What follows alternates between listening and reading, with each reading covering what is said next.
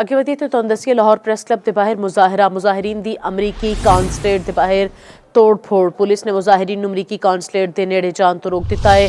Lahore press club ਦੇ ਬਾਹਰ ਮੁਜ਼ਾਹਿਰੀਨ ਦੀ ਅਮਰੀਕੀ ਕੌਂਸਲੇਟ ਦੇ ਬਾਹਰ ਤੋੜ-ਫੋੜ ਜਾਰੀ ਹੈ। ਪੁਲਿਸ ਨੇ ਮੁਜ਼ਾਹਿਰੀਨ ਨੂੰ ਅਮਰੀਕੀ कौंसलेट के नेड़े जान तो रोक दिता है। अपडेट करते जाइए, एहतजाज जारी है और लाहौर प्रेस क्लब के बाहर मुजाहिरीन की अमरीकी कौंसलेट के बाहर तोड़ फोड़।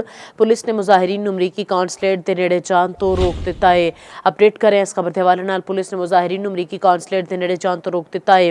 पुलिस ने मुजाहिरीन को अमरीकी कौंसलेट के नेड़े जान तो रोक दिता। लाहौर प्रेस क्लब के बाहर मुजाहिरीन की अमरीकी कौंसलेट के बाहर तोड़ फोड़ जारी है। अपडेट करते जाइए, पुलिस ने मुजाहिरीन को अमरीकी कौंसलेट के नेड़े जान तो रोक दिता है। ताज़ा तरीन अपडेट्स है जिस तो तुहानू अपडेट कर रहे हैं। पुलिस ने मुजाहिरीन को अमरीकी कौंसलेट तो बाहर जान तो रोक दिता है।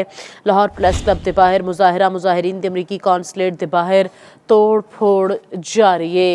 अपडेट करिए, लाहौर प्रेस क्लब के बाहर मुजाहिरीन की अमरीकी कौंसलेट के बाहर तोड़ फोड़। पुलिस ने मुजाहिरीन को अमरीकी कौंसलेट के नेड़े जान तो रोक दिता है।